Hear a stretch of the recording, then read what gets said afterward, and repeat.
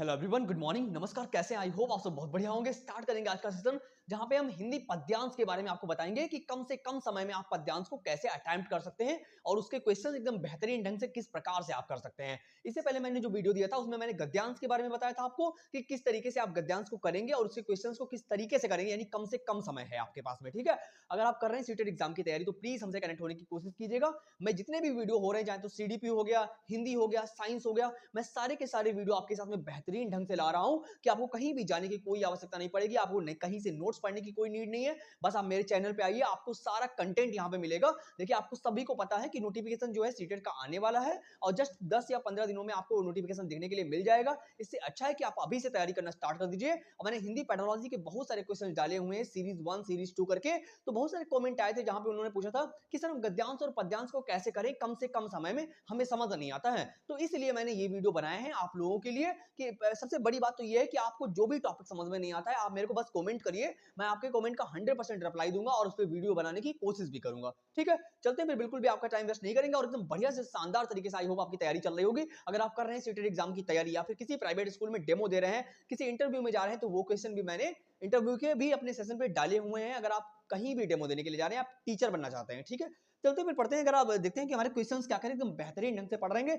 और आपकी तैयारी बढ़िया चल रही होगी। आई होप चलते हैं फिर क्वेश्चंस में, देखते हैं कि हमारे क्वेश्चन क्या कह रहे हैं और हमारा पद्यांश क्या कह रहा है। थोड़ा सा हम आपको टिप्स बताने की कोशिश करेंगे। अगर आप पहली बार चैनल पे आए हैं तो प्लीज लाइक से सब्सक्राइब वगैरह कर दीजिएगा, ताकि जब भी मैं नया वीडियो बनाऊं तो आपके पास नोटिफिकेशन आ जाए, ताकि आप मेरे से कनेक्ट हो पाओ और मैं आपसे कनेक्ट होने की कोशिश करूंगा। ठीक है बेटा, आपकी सारी बातों को समझने की कोशिश करूंगा। आप किस चीज की तैयारी कर रहे हैं, आपके क्वेश्चन से मतलब कहां पे आपको डाउट है, मैं वो गाइडेंस आपको प्रोवाइड करूंगा। क्योंकि आपको पता है कि 20 लाख लोगों ने अभी फॉर्म डाला था, जिसमें केवल 86% लोग हैं जो मतलब कि 86% लोग जो है वो फेल हो रहे हैं। मतलब 20 लाख लोगों में 17 लाख लोग जो थे वो पेपर देने के लिए सेंटर पे गए, जिसमें केवल 3 लाख लोग जो थे वो पास हुए थे। यानी इतना फेलियर ना हो, इसीलिए मैं आपको एकदम करेक्ट गाइडेंस के साथ में अपने चैनल पे जोड़ूंगा, ताकि आपको सही सही चीजें मिल सके और आपको सही एक राह मिल सके। मतलब भाई आपको पढ़ना 150 क्वेश्चन होते हैं जहां पे ओएमआर को भरना, दुनिया भर की चीजें होती है साथ साथ में काम करने के लिए। एक आप लोगों के लिए फायदा है कि अभी पेपर जो है फिर से ऑफलाइन होने लगा है। ऑफलाइन में क्या होता है कि हमारे पास में पैसेज आता है और बढ़िया से हम उसको पढ़ पाते हैं और हमें एक ओएमआर मिलती है, तहाँ हम आराम से पढ़ पाते हैं। क्योंकि ना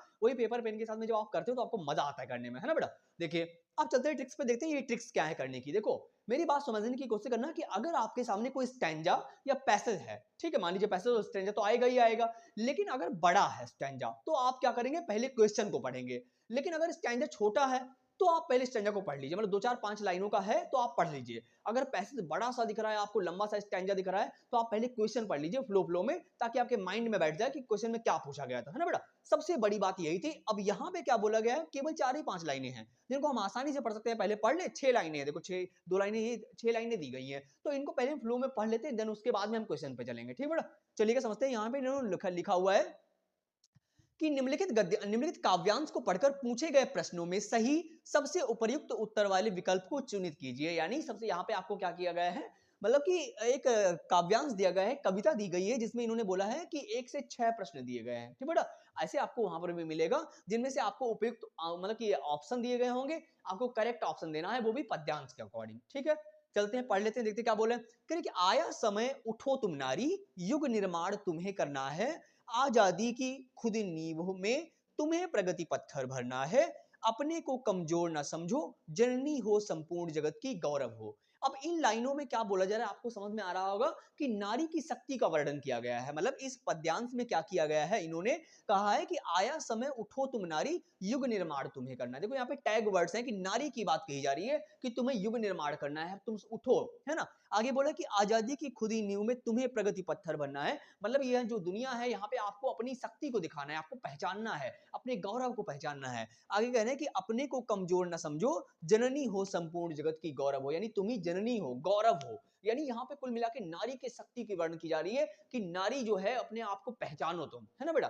तो चलते हैं, अभी देखें, अभी आई होप आपको ये पद्यांश समझ में आ गया होगा। अब हम चलते हैं नेक्स्ट पे। आपको ऐसे वहां पे भी करना है। देखो होता कुछ नहीं है, बस आपको क्या करना है, अभी आपको प्रैक्टिस करनी है ना। क्योंकि वहां पे आपका माइंडसेट इस तरीके से नहीं भागेगा जैसे अभी चल रहा है यहाँ पे, है ना। क्योंकि मैं अभी पढ़ रहा हूँ तो आप समझ रहे हो, वहां पे क्या होगा, जब आप प्रैक्टिस करके जाओगे तो आपका माइंडसेट पहले से ही बना होगा कि हमको ऐसे ऐसे करना है ना बेटा।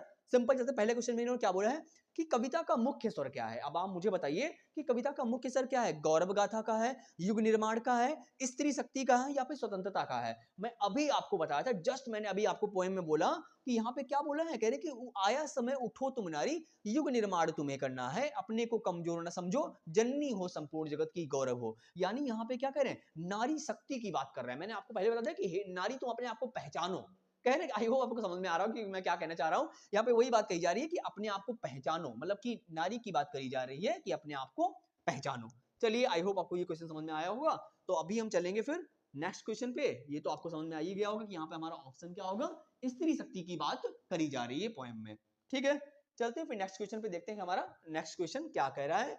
आई होप आपको समझ में आ रहा होगा। देखिएगा नेक्स्ट क्वेश्चन में इन्होंने क्या बोला है, कह रहे कि स्त्री के लिए किस विशेषण का प्रयोग नहीं किया गया है। अब आप मुझे बताइए, स्त्री के लिए यानी नारी शक्ति का जो वर्णन किया गया था, यहाँ पे किस विशेषण का प्रयोग नहीं किया गया। क्या सबला बोला गया है नारी को, या नीम बोला गया यहाँ पे, या अबला बोला गया है, या फिर गौरव बोला गया है। जरा बताने की थोड़ा सा आप कोशिश करेंगे कि यहाँ पे क्या कहने की कोशिश की जा रही है। अब आप मुझे बताइए, आपको पहले से मैं बता चुका हूँ, पैसेज में आपने अभी पढ़ा है कि यहाँ पे बोला गया है कि जो नारी है उसके अंदर सारे गुण, यानी अपने आप को पहचानो, यानी सबला भी है। नीव की भी बात करी गई कि हे नारी तुम नीव हो, जगत की गौरव हो। अबला, गौरव, गौरव की तो बात करी गई, भाई यहाँ पे अबला की बात नहीं करी गई कि हे नारी तुम कमजोर हो, यानी अबला की बात कहीं पर भी नहीं करी गई है। अब यहाँ पे सेम वही है कि जो मेल कर सकते हैं वो फीमेल्स कर सकती हैं, यानी दुनिया को, यानी उनको बराबरी का हिस्सा दिया जाना चाहिए। यानी अबला नहीं है स्त्री कि घर में बैठ के वो कमजोर है, ऐसा कोई भी पद्यांश में बात नहीं कही गई है। देखो मेरी बात समझने की कोशिश करना, यहाँ पे हम अपने पास से कुछ भी ऐड नहीं कर रहे हैं। अगर पद्यांश कह रहा है कि दिन को रात कह रहा है तो हम दिन को रात कहेंगे, ठीक है बेटा, हम पद्यांश के अकॉर्डिंग चलेंगे। और पद्यांश में कहीं पर भी नारी को उन्होंने कमजोर नहीं कहा है ना, तो हम वही बात कह रहे हैं। चलिए फिर चलते हैं, आई होप आपको ये भी समझ में आ गया होगा। तो अभी हम चलेंगे नेक्स्ट क्वेश्चन पे, देखते हैं कि हमारा नेक्स्ट क्वेश्चन क्या कह रहा है। थोड़ा सा आगे बढ़ने की कोशिश करेंगे, देखते हैं। फिर से हमारा यहाँ पे पद्यांश दिया गया है, आगे फिर एक क्वेश्चन दिया गया है। अब पढ़िएगा यहाँ पे क्वेश्चन नंबर 4 में इन्होंने क्या बोला है, देखिएगा। देखो आपको क्वेश्चन सुन के समझ में आ रहा होगा कि यहाँ पे कोई किसी प्रकार की दिक्कत है ही नहीं भाई, आप आराम से समझ सकते हो अगर आप थोड़ा सा माइंड लगाते हो।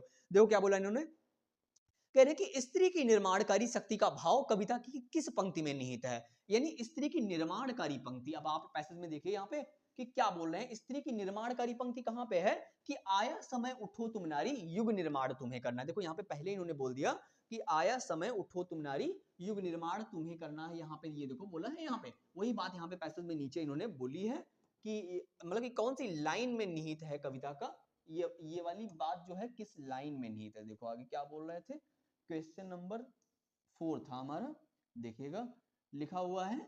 तो यहाँ पे बताइए कि कौन सा ऑप्शन होगा, युग निर्माण तुम्हें करना है, आजादी की खुदी नींव, जननी हो संपूर्ण जगत की, कमजोर न समझो। तो यहाँ पे सिंपल फंडा है, ऑप्शन नंबर ए हमारा जो है वो एकदम करेक्ट है, क्योंकि इसी की बात की गई है कि युग निर्माण तुम्हें करना है, यानी नारी जो है वो तुम्हें निर्माण करना है, निर्माणकारी की बात करी गई यहाँ पे, देखिए ना। तो इसका करेक्ट ऑप्शन जो होगा ऑप्शन नंबर ए होगा। आई होप आपको ये समझ में आ गया होगा। अभी चलते हैं फिर क्वेश्चन नंबर 5 पे, देखते हैं हमारा क्वेश्चन नंबर 5 क्या कह रहा है। थोड़ा सा आगे बढ़ने की हम कोशिश करेंगे। क्या हो रहा है भाई, थोड़ा सा आगे बढ़ेंगे। देखिए क्वेश्चन नंबर 4 हो गया हमारा, अब क्वेश्चन नंबर 5 पे चलेंगे कि क्वेश्चन नंबर 5 में क्या बोला गया। देखिएगा थोड़ा सा इसको पढ़िए और समझिए।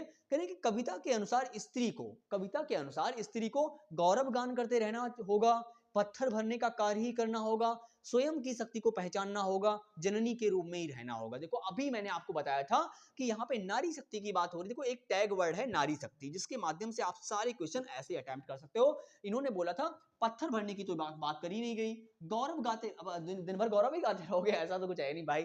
आगे बोला है कि जननी के रूप में रहने से, कि मतलब कि माँ ही रहेगी, स्त्री को सिर्फ माँ ही बनना है, ऐसा कुछ नहीं है ना। सिंपल वही बोला है कि स्वयं की शक्ति को पहचानना है कि हे नारी तुम सब कुछ कर सकती है, तुम्हारे अंदर सारे गुण है।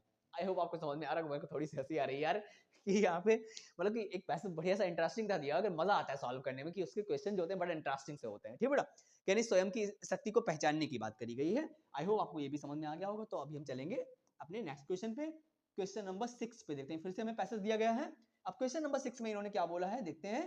कह रहे कि जननी हो संपूर्ण जगत की पंक्ति में कौन सा अलंकार है। आप देखो पढ़ने की कोशिश कीजिए बेटा, मैं सही बता रहा हूँ कि होता कुछ नहीं है। सीटेट एक नॉर्मल सा एग्जाम है जहां पे कोई निगेटिव मार्किंग नहीं है, आप आराम से फर्स्ट अटेम्प्ट में क्लियर कर सकते हो। आपको बार बार सीटेट देने की कोई भी जरूरत नहीं है बेटा, ठीक है। एक बार पास कर लीजिए, रख दीजिए बस, और लाइफ टाइम वैलिडिटी होती है उसकी, बार बार आपको सीटेट देना नहीं पड़ेगा, ठीक है बेटा। तो एकदम एक बार 2-3 महीने के लिए, 2 महीना, आप 2 महीना क्या, आप एक ही महीना अगर करेक्ट गाइडेंस के साथ में मेरे चैनल पे पढ़ लो ना, आपको कहीं भी जाने की कोई नीड नहीं होगी। ठीक बेटा, चलते हैं देखते हैं कि हमारा क्वेश्चन क्या कह रहा है, थोड़ा सा आगे बढ़ने की कोशिश करेंगे। अब मुझे बताइए, इन्होंने बोला है कि जननी हो संपूर्ण जगत की, इसमें पंक्ति में कौन सा अलंकार है। अब अलंकार तो आपने पढ़े होंगे कि यहाँ पे काव्य की शोभा बढ़ाने जो भी है, देखते हैं क्या बोलते हैं।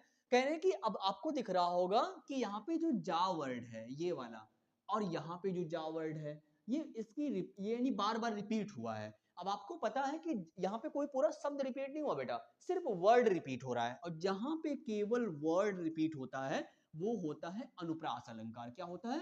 अनुप्रास। आई होप आपको समझ में आ गया कि जहां पे वर्डों की आवृत्ति होती है बार बार, वो हमारा अनुप्रास अलंकार होता है। ये भी समझ में आ गया होगा। तो अभी हम चलते हैं, देखते हैं कि क्वेश्चन नंबर 6 ही थे, शायद 6 ही क्वेश्चन बोल रहा था, कि क्वेश्चन 6 ही बोल रहा था उसमें। देखते हैं आगे कुछ है, नहीं बस इतने बेटा है।